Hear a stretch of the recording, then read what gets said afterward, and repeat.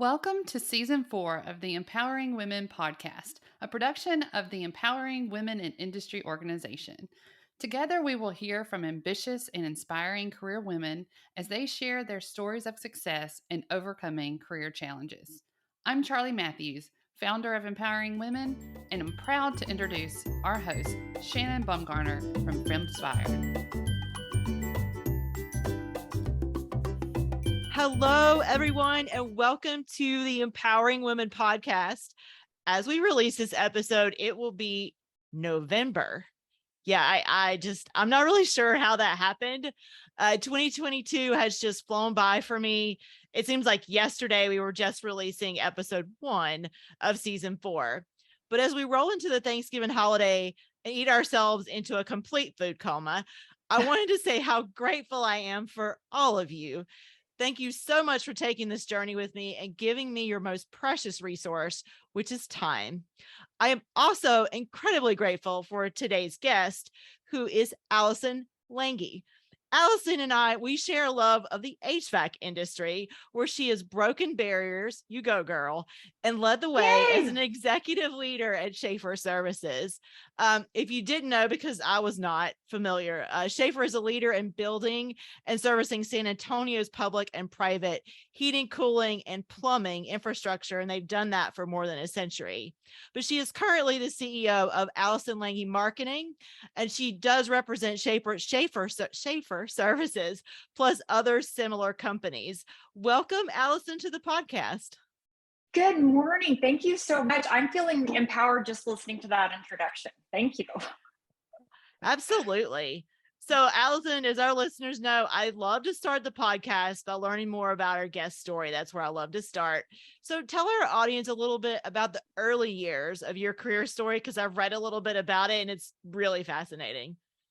Yes. So I know that you have a science and engineering background, and both of my parents are scientists who worked in labs. So when I went to college, I thought, okay, I am going to major in biology because that is what one does.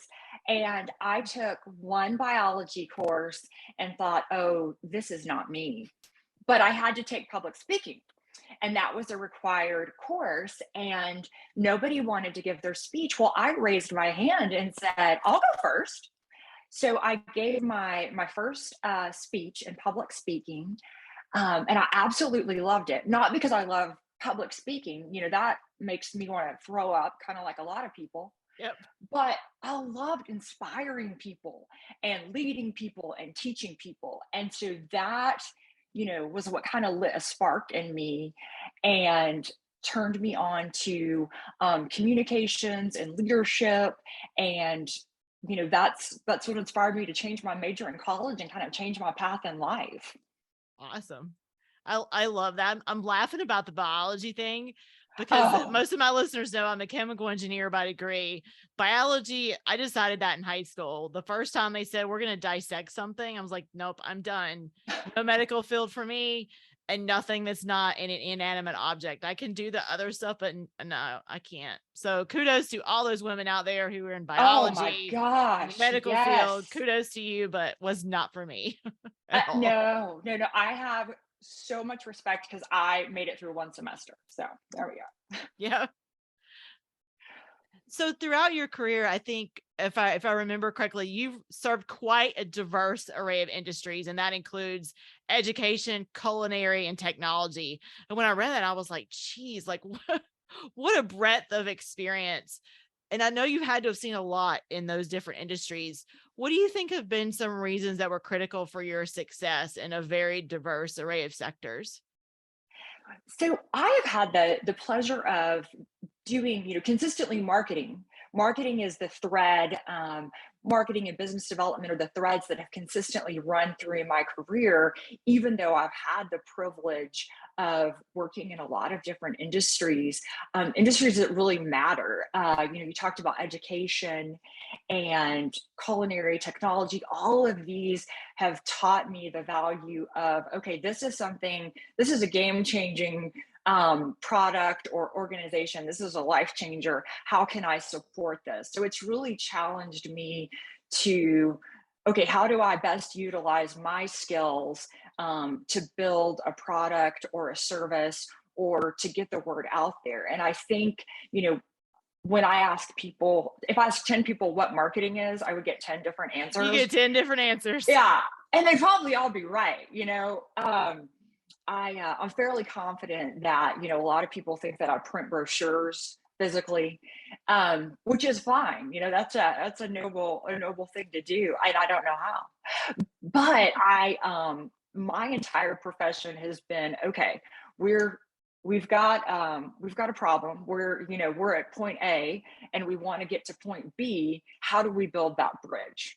So I think my superpower has been building the bridge from point A to point B and solving those really tough business challenges through marketing or other, or outside of marketing. And that's, what led me to my leadership role at Schaefer, which obviously was unexpected. If you had asked me, 3 years ago, if I thought that I would be in, HVAC and plumbing, I would have said, absolutely not. That's ridiculous. Exactly. I'm laughing, and I shared this at our recent conference in New Orleans, Louisiana. So we gave away an award for Marketer of the Year. And I shared this story when I was introducing the award. That in a role that I've recently taken in the last year, and part of that role is, I'm gonna call it internal marketing, not really customer facing marketing, but internally with our sales teams. And the first thing was, we want your team, me, to help with marketing. And I was like, okay, A, are you crazy? Because I'm an engineer. And then, but the second thing was, oh my gosh. So to your point about marketing really being a bridge builder, it really is. It is a bridge builder. And the amount of things that marketers get involved in is crazy. So like website launches, brochures or technical publications in this case, technical literature. I'm just voice of customer. And that can be internal, that can be external, it can be all kinds of different ways. And I was like, man, I'm tired from watching you all work. Well, I always say that marketing is like singing. People like to say, I'm not a singer. And that's not true. If you have a voice, you can sing. Now, maybe you're not going to be a professional and nobody's going to offer you a contract, but you can Nope. do it. So I think it's what I love about it is that, if you try hard enough and look and squint, anything can be marketing. So it has allowed me to wear a lot of different hats, like it or not. And like I said, solve a lot of business problems using, innovative ideas. And historically, marketing is one of those things that, okay, how can we do more with less? How can we do more with less? How can we cut our budget by 20% and still get the same results? And especially through COVID, that was an even greater challenge. We had to, so many people in so many industries had to reinvent not only the way that they do business, but the way that they reach their customers, the way that they talk to their audience, because they weren't in person. And so that was certainly something, that I saw in, the HVAC and plumbing industries. And, I think that's a universal shared experience. Yeah. And our struggle internally is our sales team are receiving it from a lot of different directions. So how do you get that to them when they're almost on information overload? And that's just a microcosm of the greater culture that we live in. Oh, absolutely. Absolutely. It's interesting that you mentioned that, because one of my favorite things is, okay, let's have a same page meeting. Let's get on the same page. Here's the story. Do we all agree? Here's how we're going to talk about the story. Do we all agree? Do we feel good about it? Because if we don't have those same page check-ins and those same page meetings, then that's exactly what happens. People feel inundated and, okay, forget it. I'm throwing my hands up. I might steal that shamelessly from you. I like that. Please. Same page meetings. Please. There's an audience. There's your takeaway. Same page meetings. I think That's right. all That's struggle right. with that, regardless of our role or industry. Oh my gosh. Absolutely.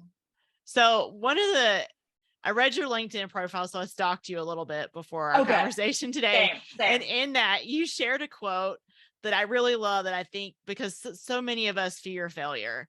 And you said, I'm not scared of failure. I'm scared of mediocrity. So tell my audience what that means to you and how you've integrated that philosophy into your career.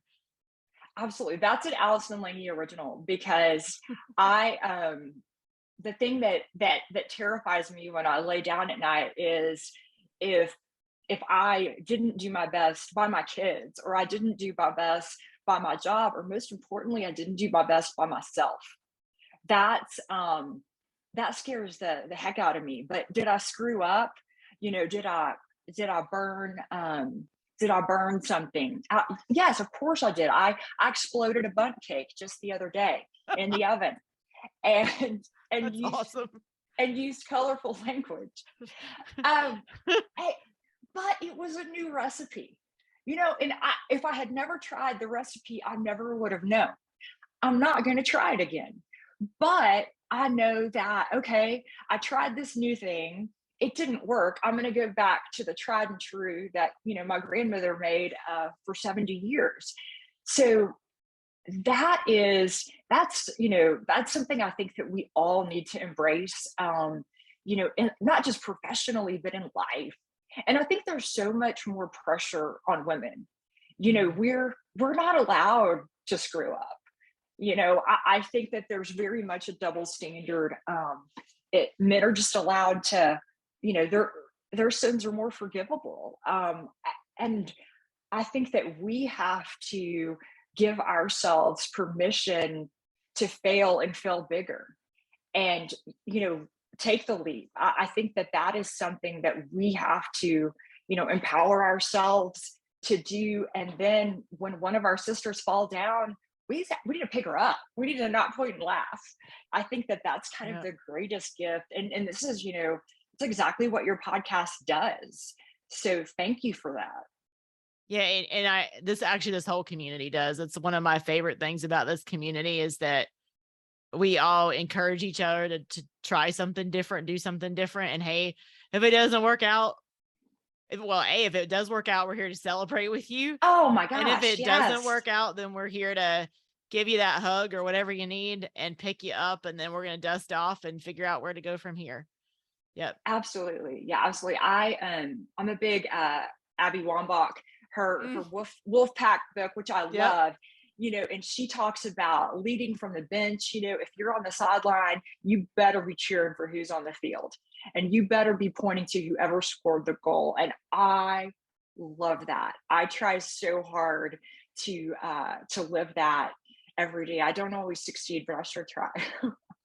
Yeah, it really is important because one of the best mentorship pieces of advice I've gotten, and the gentleman said to me, I wasn't thinking big enough. And I think it's that fear of failure. I jokingly introduced myself as a recovering perfectionist.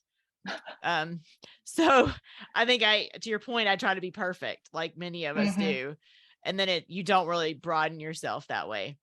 Well, no, because it's scary. It's easier to play small. It's easier to make yourself small so other people feel comfortable. And as women, I think the stakes are higher. It's harder for us to fail.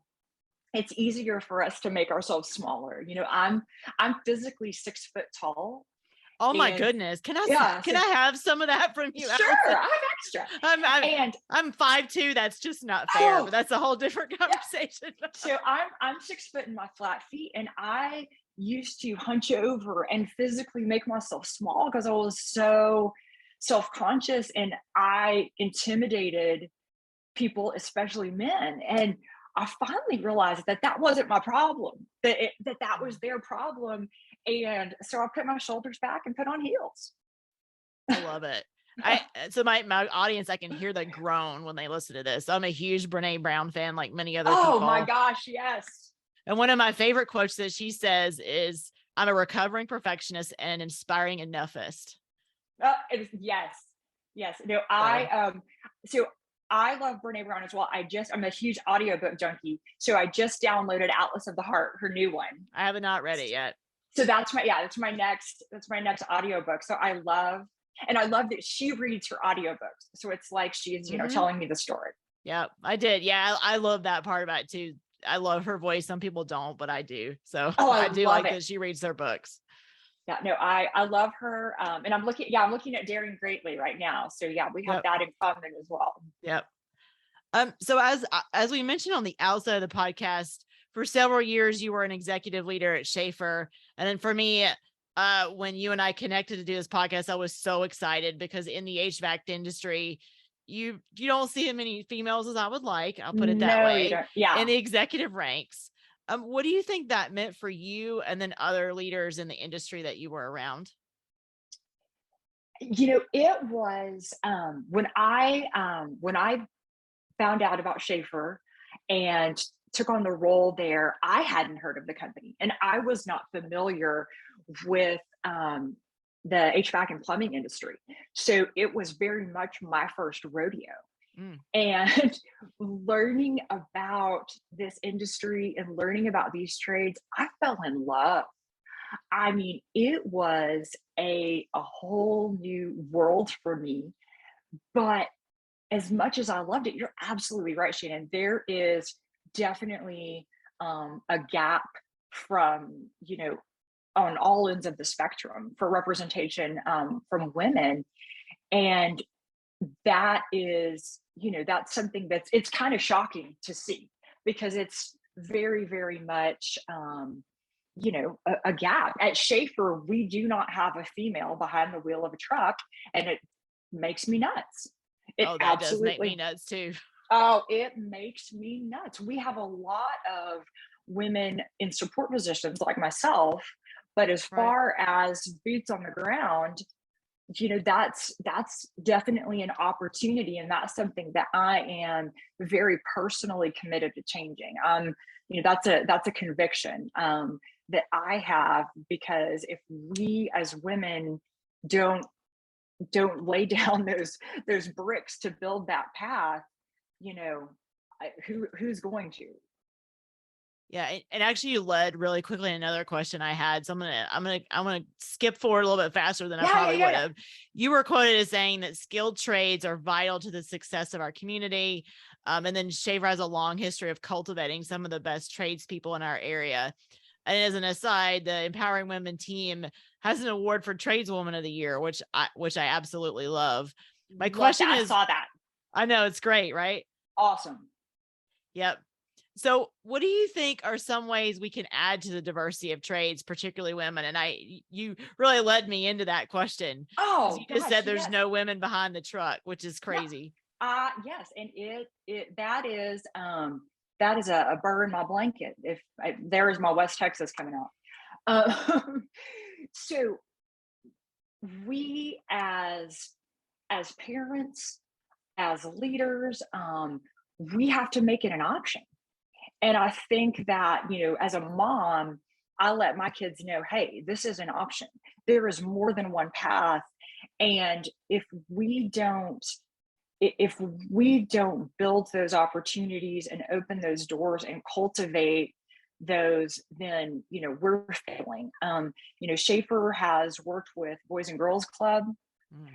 We've worked with some local high schools who have, trade programs, trade curriculums, which are, thank goodness, coming back into the forefront after, kind of a long absence, and making those roads available to our kids and to students, I think is imperative. And also, I have personally tried to reach out and network and connect, because this is it's a great industry, and there is a lot of job security in that. People need plumbing. I mean, people need air conditioning. Those are crucial, crucial to the way that we do business and the way that we live. So I think that it has to be a personal mission from the top down. I have challenged our plumbing and HVAC managers. You need an apprentice, you need a technician, you need a plumber. We need females by the end of the year. I mean, to me, it's inexcusable that, that we don't. I mean, it's, we need to, if we make it a top priority, it'll happen. Right. And I think to your point, normalizing it. So Absolutely. One of the other things that we just recently did at the conference, and Charlie has done this, I think it's the second year in the row, is we had a fashion show, and it's not what you would think. It's actually about workwear for women. Oh, Dovetail, and yes, I saw it. Yeah. It's awesome. And not only was it a lot of fun, but if you're not used to seeing that, it normalized it. And I'll give my fellow awards committee member a shout out here. So Diala Ray, she is a welder, and just seeing them in their welding hats and shields and their full gear was just fabulous. And to normalize that's normal for a woman to see that as a potential career opportunity. Absolutely. And, I'd also like to, we talk about skilled trades, and I'm really big on there's no such thing as an unskilled trade, an unskilled labor. I hate that language and want to erase it from our vocabulary. But I love, one of my son actually took welding in high school and got certified. And how incredible is that? To me, we should normalize this as a course of study. Yep. The odds of him using using some of the things he learns in high school, but the hands-on skills and life skills that he learned in welding, those will serve him for the rest of his life. It absolutely will. We need to tell more girls to get in those programs. So the great epilogue to that story is that because of his experience, he encouraged his younger sisters to follow suit. So I like that. Yeah. So we, that's just an example of, hey, we, like you said, we normalized it in our family and in our home. And we encouraged, my daughters to do this, not because they're girls, but because they're people, and they can do this. They can do these trades. They can do these skills. Yeah, actually, Diala is probably hopefully she's going to agree with me, but I have a good friend who does welding. And what he said to me is that often women are better TIG welders because they have better hand-eye coordination. Let's go with that. Yeah. So I said, okay, there you go. Yeah, absolutely. Absolutely. I think, as we've learned that there's nothing that women can't do. And so, I mean, this is no exception. And I love, the more I learn about, the trades that I get to be a part of, the more in awe I am. And the more I know that these are, promising careers for kids, and we need to make them more accessible, more available. I have donated books to libraries, donated books to trade schools, so that they can, present these as in kindergarten. These are, wow. These are careers that you could potentially pursue. And these are careers, for high school career days. I've, had Schaefer be a part of that, so that we can speak to kids, so that they see that, okay, this is a person who is successful in this industry, and I think that that's our job, to be ambassadors in our communities and represent women in this industry. And it's one thing, and I'm not going to go political here, so nobody get excited. But when Kamala Harris was elected as VP-elect at the time, I think that was a moment when I understood that representation matters. And I don't mean representation in that, but to me, that was a tipping point for me where I really understood, watching that moment on television, the power of representation. And I think it sort of gets back to you, because people don't want to be something, or they don't have a clear vision of how they could be something they can't see or can't envision. Absolutely. It's funny that you mentioned that, because on Inauguration Day, I was actually at work and I was watching the live stream, and it was very important to me to see that, because it was such a groundbreaking moment to see, a woman and in that wonderful place of power. And my CEO, my boss, came in and he was like, "Hey, do you have a minute?" And I started to get up, and I said, "No, this is really important. I'm going to watch this." And I sat down and I was like, so it was an empowering moment for me. And I very clearly remember it, because I started to, "Oh yeah, sure. Let me run." And then I didn't. I said, "No, I'm going to sit down and I'm going to watch this, because it matters and it's important and it's history that I want to see." Yep.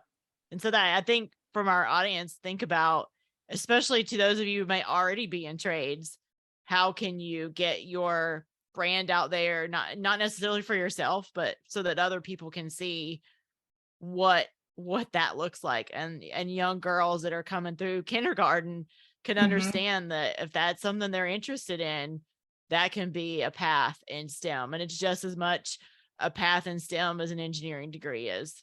Absolutely. Yep. Absolutely. And so Schaefer has had success. We have a philanthropic arm called Schaefer Serves. Okay. And through Schaefer Serves, we have partnered with Boys and Girls Clubs, like I said, local vocational schools, trade and vocational schools, also local school districts, and also local libraries. And all of those are platforms where, folks are looking for resources to inspire kids of all ages. And if you're willing to be that resource, to inspire those kids and let them know that this is an option for you, regardless of, your gender identity.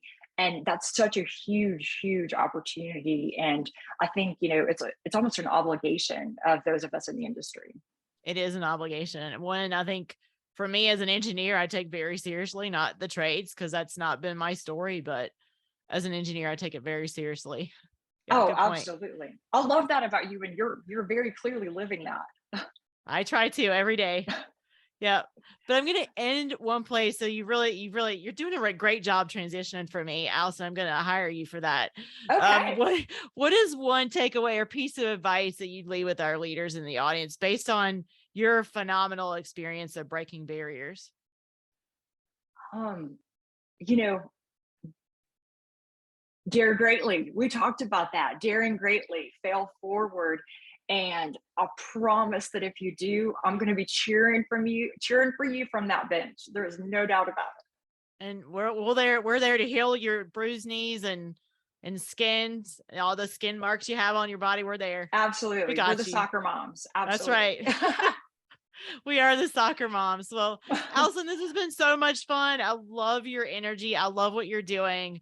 Thank Keep you. being strong in the HVAC industry. We need more women like you. Thank you so much. It is a pleasure, and it takes one to know one. You are absolutely an inspiration. Well, thank you so much. All right. Bye, Allison. Bye, everyone. Bye.